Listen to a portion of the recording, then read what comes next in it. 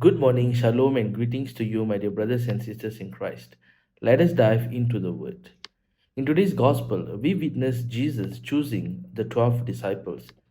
And this must have been one hard decision that he had to make because Jesus will be commissioning these 12 disciples to the ends of the earth to go and spread the good news of God's kingdom.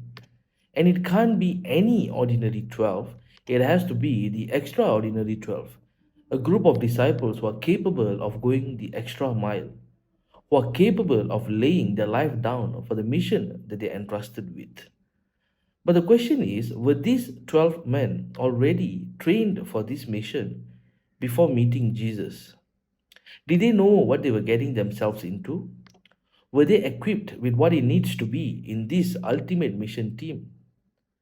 Brothers and sisters in Christ, God does not choose the qualified. God qualifies the chosen. These disciples are fishermen, tax collectors, political rebels, and so on. They are known by people based on what they do for living.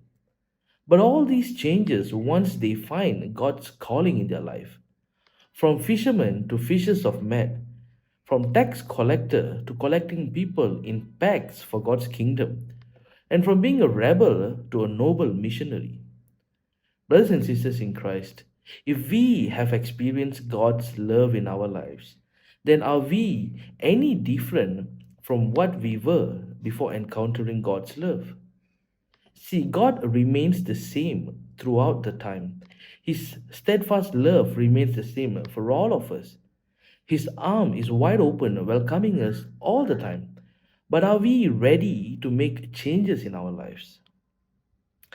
See, the decision Jesus made in choosing these 12 disciples was not an at the moment decision, but Jesus spent the night in prayer and discernment before choosing these 12 men.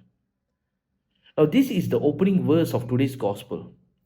In these days, he went out to the mountain to pray, and all night he continued in prayer to God. So, brothers and sisters in Christ, to live a renewed life, we need to be in constant dialogue with God through a consistent prayer life. See, my dear brothers and sisters in Christ, today's gospel is a reminder for all of us that discipleship and prayer life goes hand in hand. Our identity could be based on whatever people sees of us, example, our job, race, lifestyle, fashion sense, anything. But as a Christian, our identities should be anchored on Christ and how we carry God with us in our daily life journey.